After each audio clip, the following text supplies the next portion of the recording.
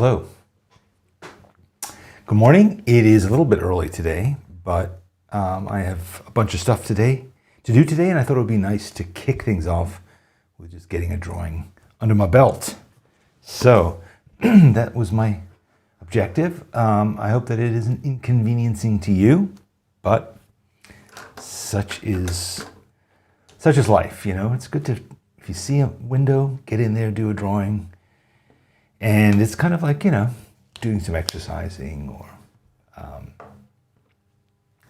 doing some exercising, which I also just did because I just walked my dogs for 45 minutes. So I'm ready to go. I'm just waiting for you. Sylvia's here.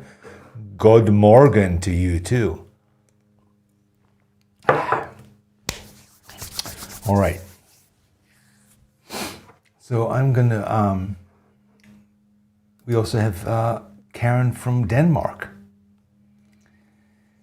Well, I'm so glad that I'm enjoying it too, and I'm glad that you are. But we'll always hang out. We'll always find ways to do it. Pratty Useless is saying good evening. So is it tomorrow or yesterday? Or today, tonight, or last night that you're here? Anyway, because I know that in Europe also they just changed the clocks, which we haven't done here. So yeah. Kate, sorry you won't be able to join us, but Rachel's here, and Andrew, and Jennifer.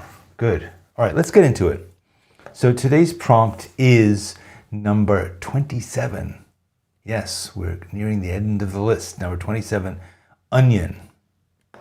Onion. So we talked a bit yesterday about onions, onion rings, big conceptual things about things within things, and Russian dolls, and various other things. And you know what I decided? I'm just going to draw an onion or two onions. I'm just going to look at an onion and I'm just going to draw it. I thought about slicing it open, but I'm not doing that either. I'm just taking these two onions. They're nice beefy onions. This one has a nice big fat tail on it. And I'm just going to put them here on the desk in front of me. And this is kind of what they look like. Let me just see if I can show you. Okay, there they are. That's basically my view. They're kind of just a pair of oignons. And you can see, I mean, I like the fact that there's a split in one of them and that the other one has a tail. So it's going to be stuff to look at and to, you know, focus on. So that is what I'm going to do. And, you know, the most interesting part of it is probably the, you know, the I guess it's the root, whatever the part is that has all the little tendrils coming out of it. And it's kind of complex in there. Then there's also sort of the ribbing of the skin. It's kind of interesting. The shape itself overall, pretty basic, right? It is just a couple of circles in a way, slightly flattened ovals. So that's what we have to look at. Oh, babies can smell them? Yeah, I smell them. They don't smell like anything until you cut them open. So let's get into it. You probably can't see them here. All you can see is me drawing them. So imagine, if you will, I could put a little picture of them in the corner. Hold on a second, let me see if I can pull it up here. Where's that little onion? Here it is. Let me pull it up. I'll just put it small in the corner so that you can see it, but it doesn't overwhelm. Just give you a vague sense of where I am, what I'm doing. I don't want to draw from the photo though. I want to draw from the onion. So there's sort of kind of two shapes, but I really want to take my time. Please don't let me rush. If you see me rushing, you know, say something. If you see me kind of just bolting through something,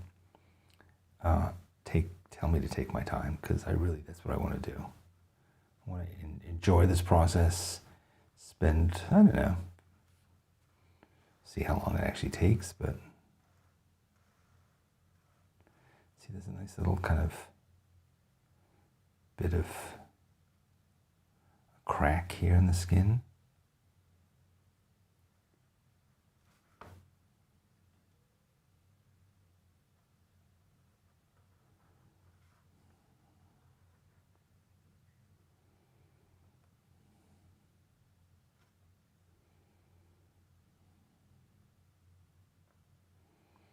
I don't mind if it's wonky, but I don't want it to be wonky because I was just silly, you know, and careless. I want it to be wonky because, you know, that's what came out.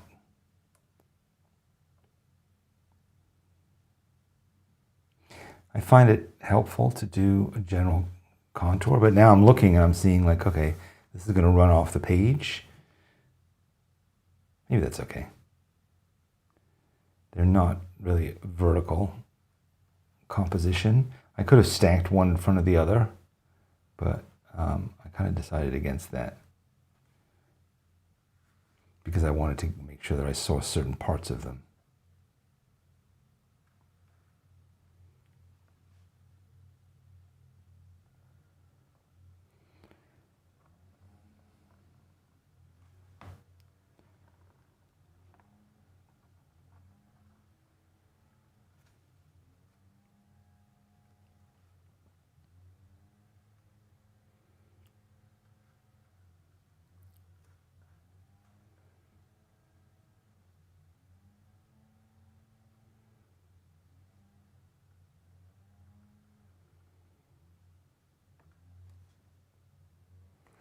Yeah, see, they're definitely not round. And now I'm lost. I'm going to have to twist this one a bit. It's going to maintain the same shape, but I really want to get this little tail in here because it's kind of interesting looking. And I don't think that's going to screw up any of the general shape has remained the same. It's kind of misshapen down here, which is fine.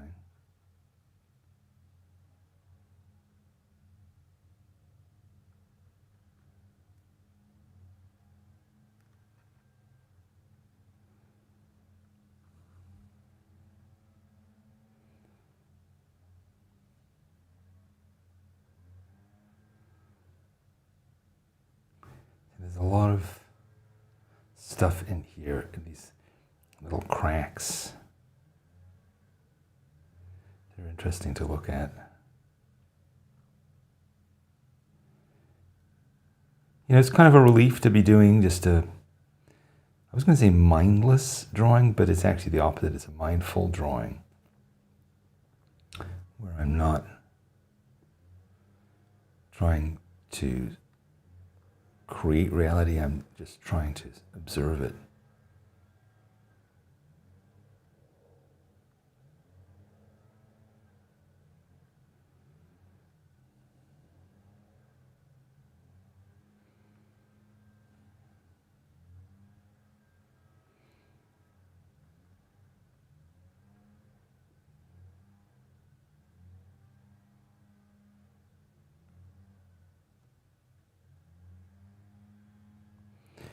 Monday is kind of my busiest day in a lot of ways, and that's because of what we call precrastination. And that means that it's kind of the opposite of procrastination. It means that I'm kind of plunge in with a list of things that I need to do this week, and most weeks, and I just kind of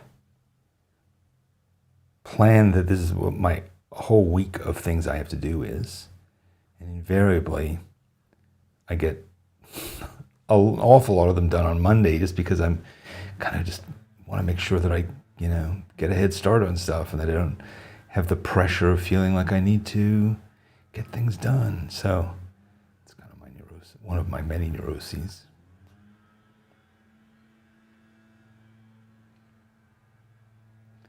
So yeah, so it ends up meaning that Tuesday is often one of my favorite days, because so many of the things that I thought I was going to have to do on Tuesday, the Monday version of me already took care of. Thank you, Monday me.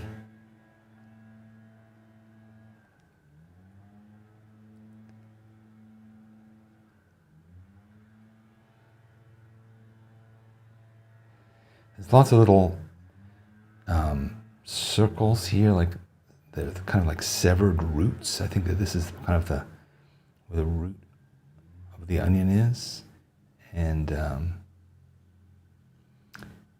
trying to see if I can actually, rather than just draw a bunch of random circles, can I actually see if I can focus on each individual tiny little circle here. Give it its due.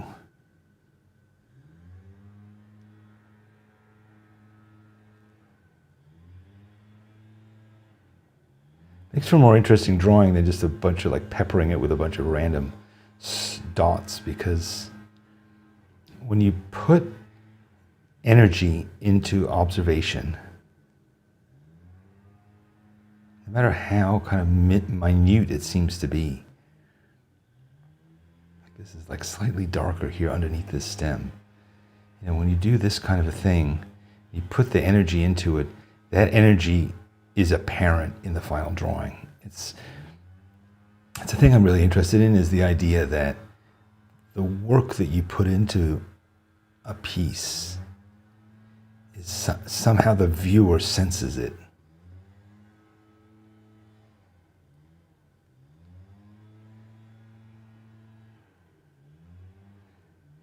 It doesn't have to be a good or accurate drawing to give you pleasure in looking at it, because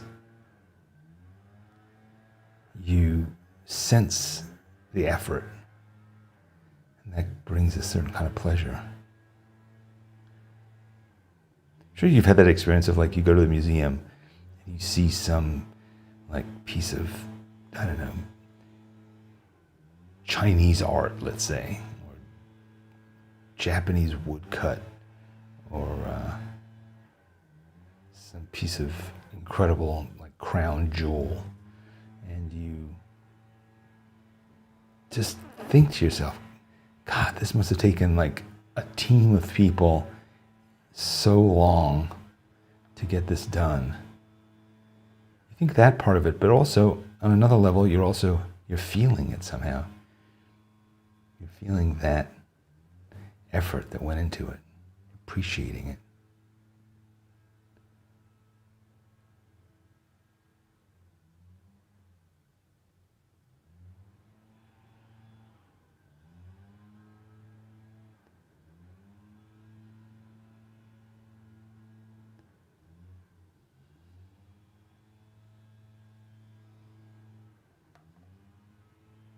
That's not really my intention here. I don't care if anybody looks at this and goes, wow, you spent a lot of time doing that.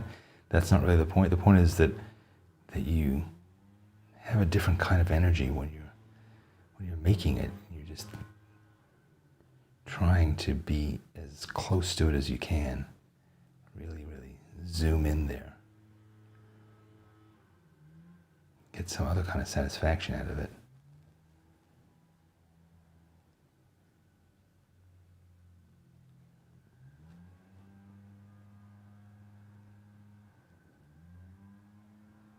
It also just the whole thing becomes more meditative, and you emerge from it feeling different because you really slowed down.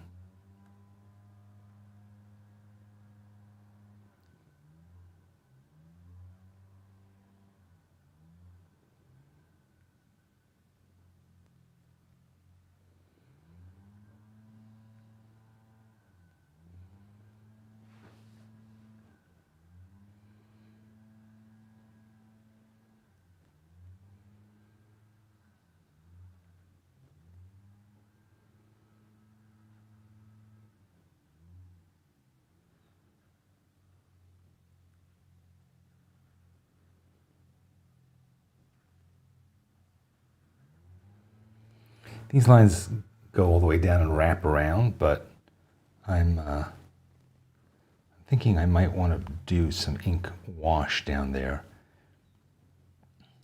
and not make the whole thing just lines. So I might finish this part of it there. And there's also like a highlight right there that I like.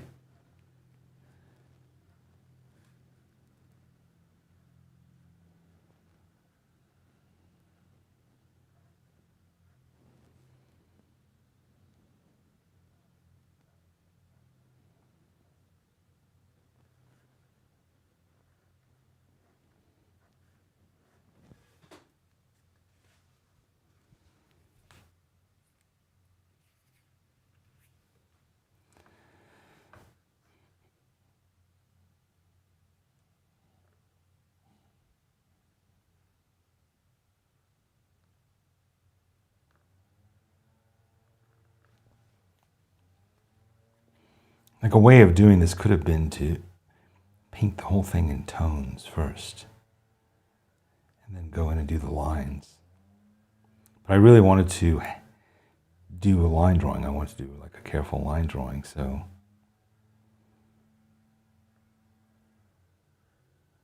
ironically, I didn't really think. I just plunged into doing it this way. Just kind of took the onion and started to just draw bits of it.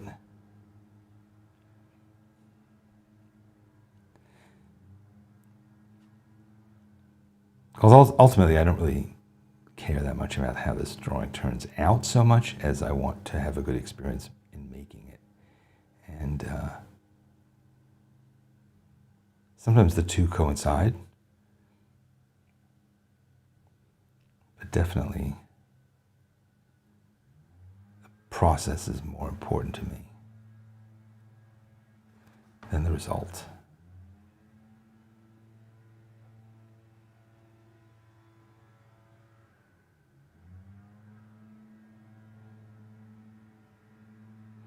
I did a drawing of an onion like this really carefully, probably 20 years ago. I can still remember that drawing. Sitting at my dining table in New York doing it.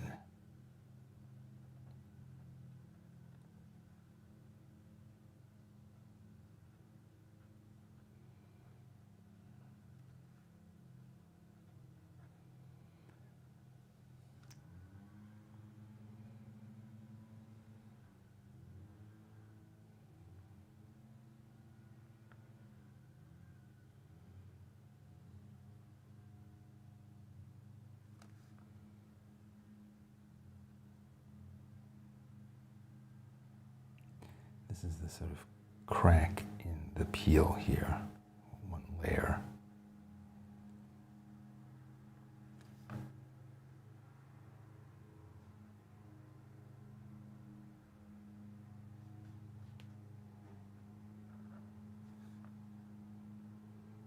That goes down here as well.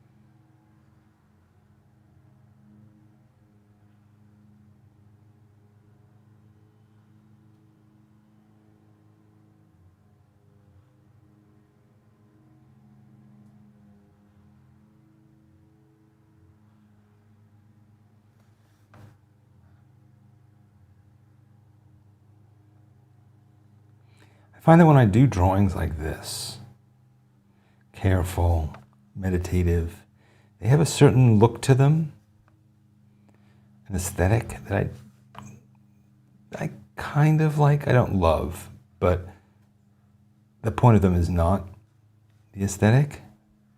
And I can look back on drawings I did when I first started drawing, and they still bear a resemblance to this kind of quality of line. And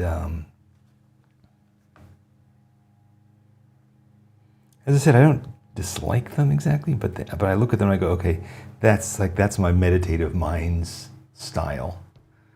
You know, that's a particular kind of thing. It's not particularly fun. It's not kind of emotional or really that expressive. It is just like a very careful audit. It's like the bookkeeper mindset. And again, that has a place because it is calming and meditative and detailed.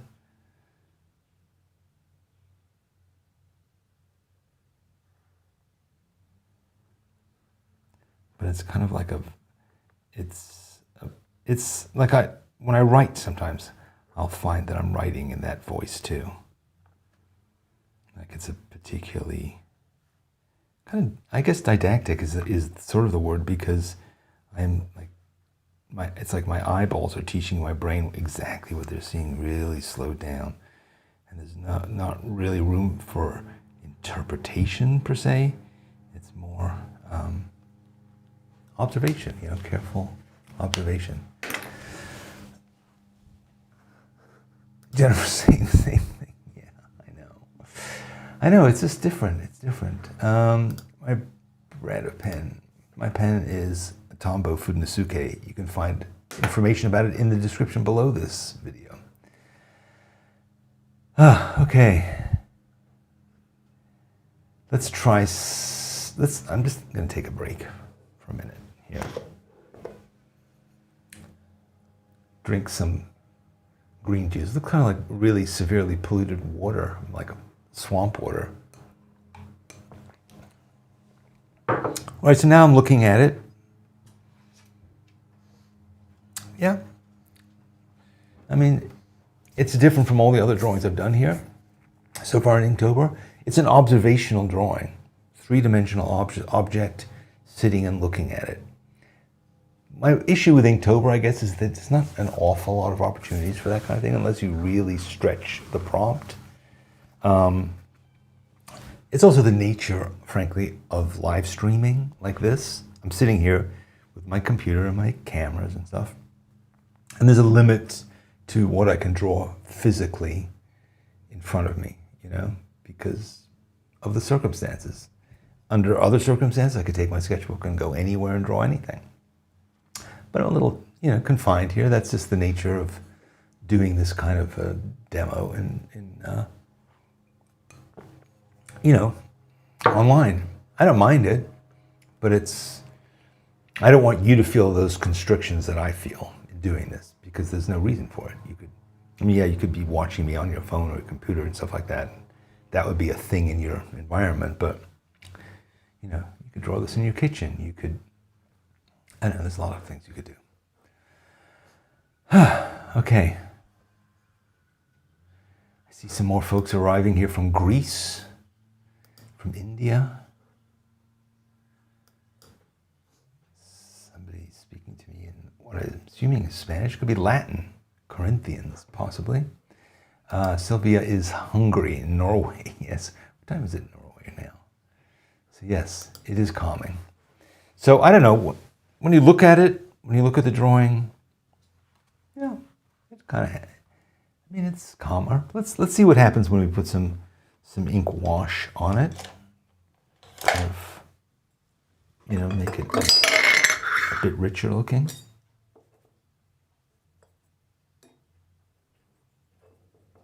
Gotta get a new mixing bowl. What I do is I take this bowl, and then I have another bowl that I put my ink into. And then I wet my brush dip it into a little bit of ink here. Take my clean bowl, put some more water in it, so then I get like a nice, much lighter wash. I'm gonna make it even lighter.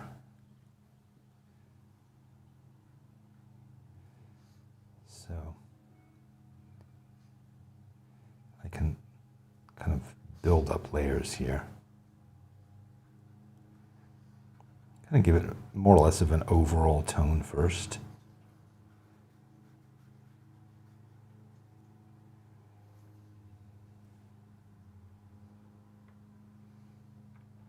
Just leave out the highlighted areas. So I'm going to make this area even lighter.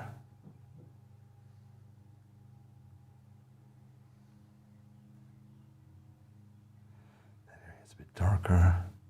Go back, get a bit more tone.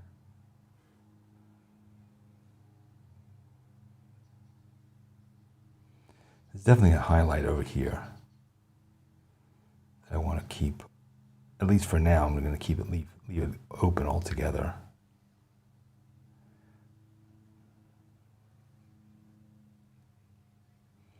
It's also nice to do these bands of tone kind of going in the direction of the, these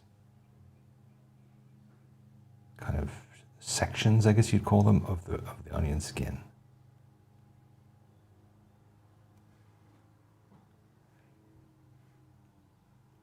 And we'll do this a few more times so it'll get darker in places.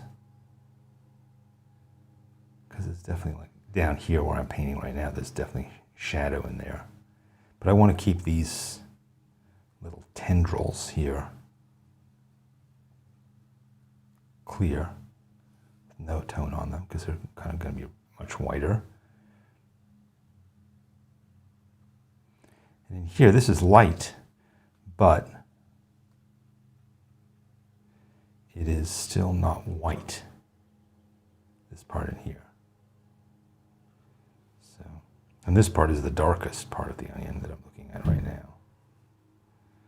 Again, the reference that you have up there is a photo that I took from a probably slightly different angle than this is, than where I'm looking, because I'm looking at it from kind of above,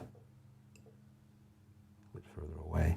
And this is an important part because I want to definitely keep these parts of the exposed underskin, under layer, white or near white.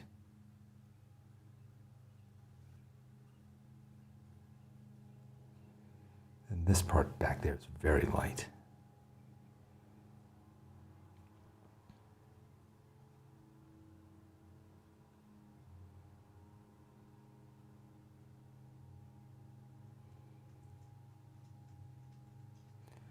See, this is a lot to see in here, a lot to observe. This is sort of interesting, this area, because it's almost like it's bleeding a bit here on the edge.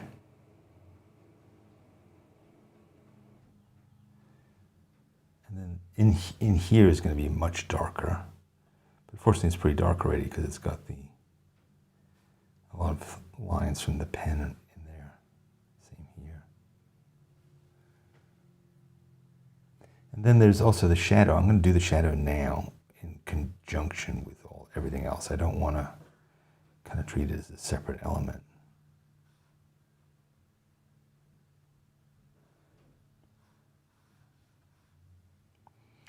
And I have 2 or 3 or more lights in this room right now, so there's actually lots of different shadows being cast here.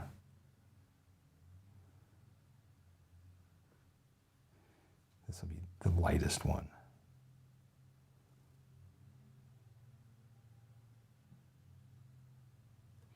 And this whole thing is got at least one level of tone on it.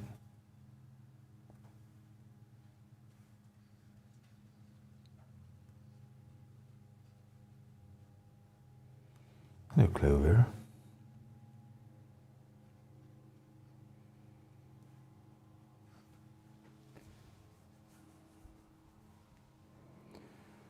so now there's definitely another layer here.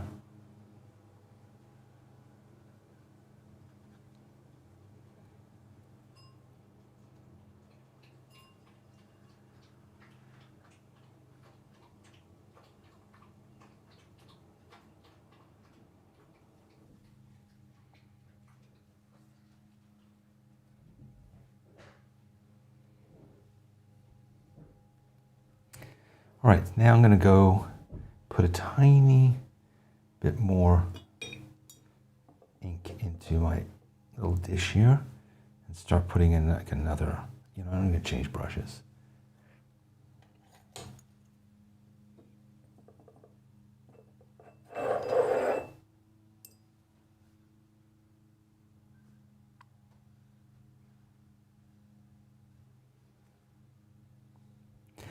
This is kind of the darkest part of this onion, at least here, I think.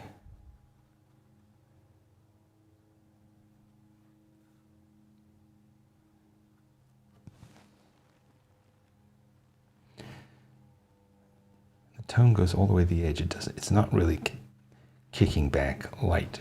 Sometimes you'll see that where this part will kick back light from the ground below, but the ground below is kind of dark as well, so it's not. If it was on a white surface, you would get that. But here, we're not. Now I want to go in here and add a little bit of cast shadow that will make these things stand out a bit.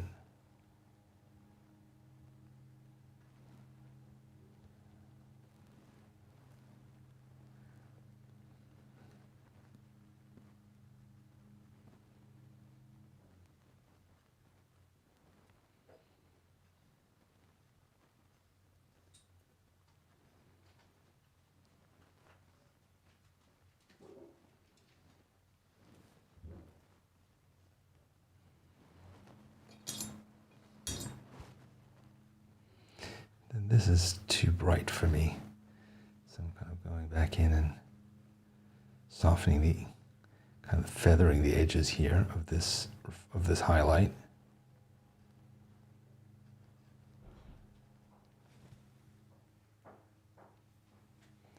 And I think I might put in one more layer of even darker down here.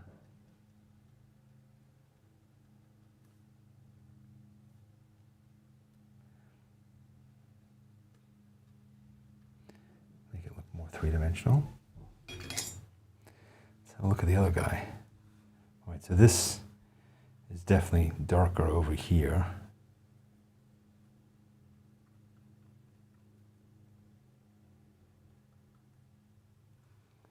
And then down here as well. You see this piece is kind of coming off. So it's not curving under, it's actually sticking into the light a bit.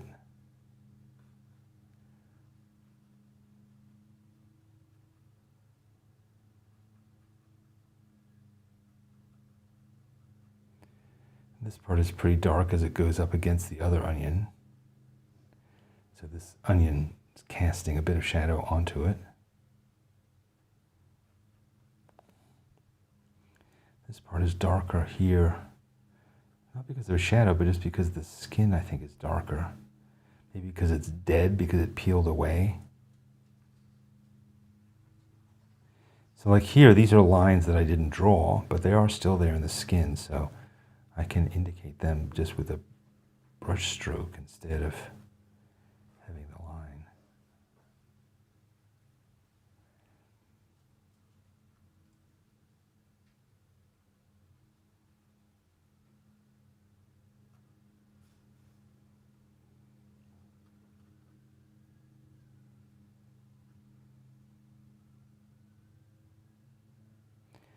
And this is casting a little bit of shadow underneath the skin there, a little bit over here,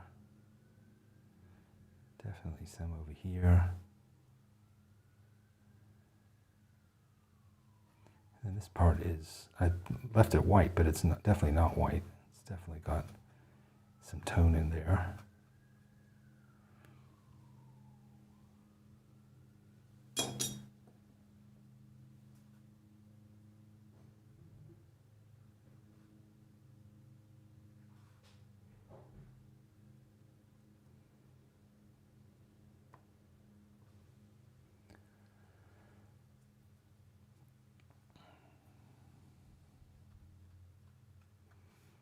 This looks pretty dark here, but it's not going to be dark when it dries. It's really not this dark. So like this is pretty dry now, so we can look back at it and say, yeah, I might make it even just this part of it a little bit darker.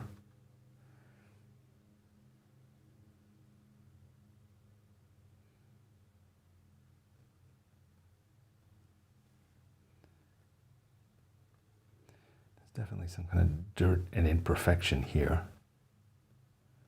But then there's a kind of a band of shadow here that's nice. But then I want to now darken this underneath here, make it stand out three-dimensionally. And then this thing is very dark, and I kind of have neglected it. This kind of piece of root.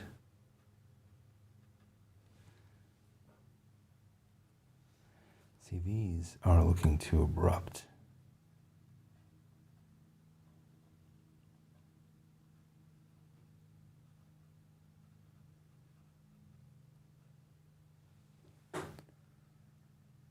Now this shadow under here is looking too light, so that needs to be built up more. You gotta just keep having a conversation with yourself as you're doing this kind of thing. Talking, looking, thinking, correcting, building up the layers.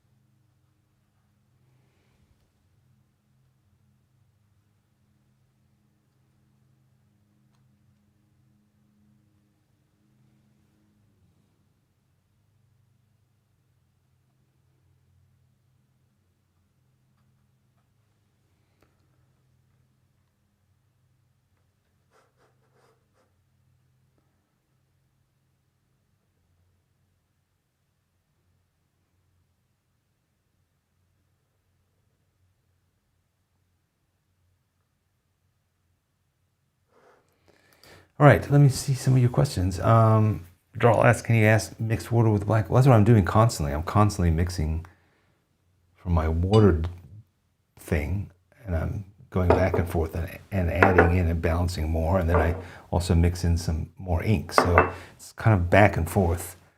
And I'm using Sumi ink. This is Sumi ink, and it's from Yasutomo. You can get it on Amazon. It's like $10 or something like that for a bottle like this. I just got a fresh bottle this past week because I've kind of got, but it probably lasted me for a year, you know.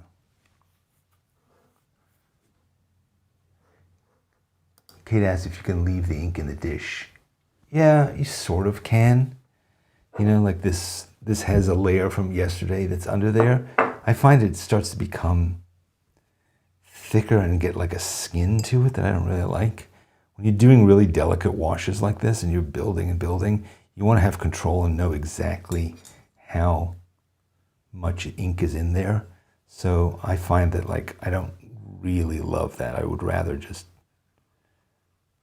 you know, I mean, it's literally one drop of ink or 2 drops of ink is all I use in this whole thing. So it's, to me, better to just go and wash out my little bowl in the sink and put in some fresh. It's better.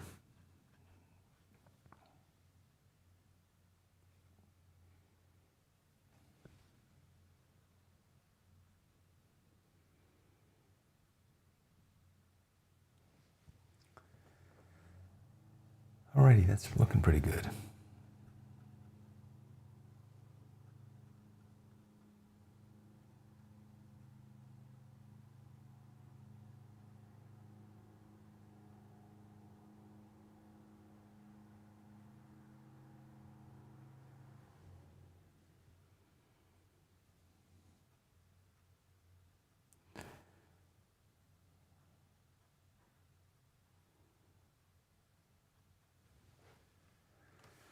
All right, I think that's pretty good.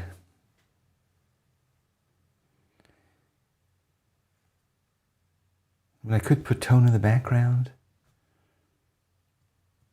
I don't know that that would accomplish that much, though. But this onion was a good subject. Surprised. Pleasantly surprised. Because it had a lot going on. At first I was like, oh, there's just a couple of spheres. How interesting is that going to be? But there's an awful lot going on when you get close up. Really check it out. So it's the kind of thing you could definitely examine and like re-examine. You know, I think about Cezanne, like painting the same kind of basic bowls of fruit or flower arrangements over and over again.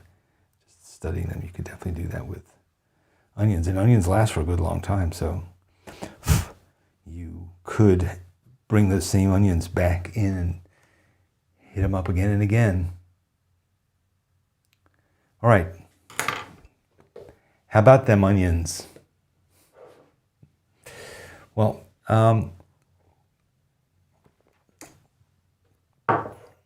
good. So let's have a look at prompts here.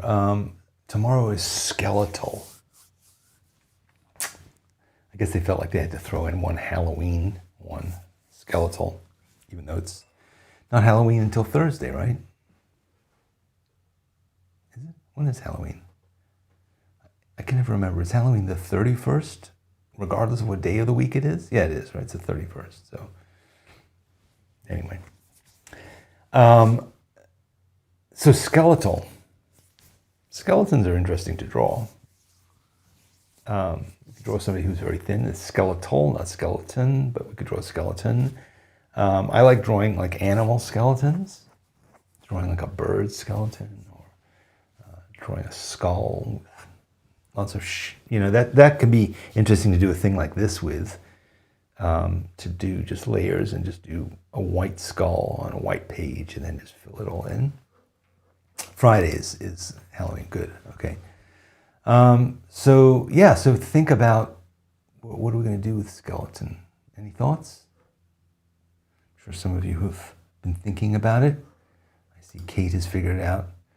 Each remaining prompt for this year, or have you already done all of next year as well, Kate?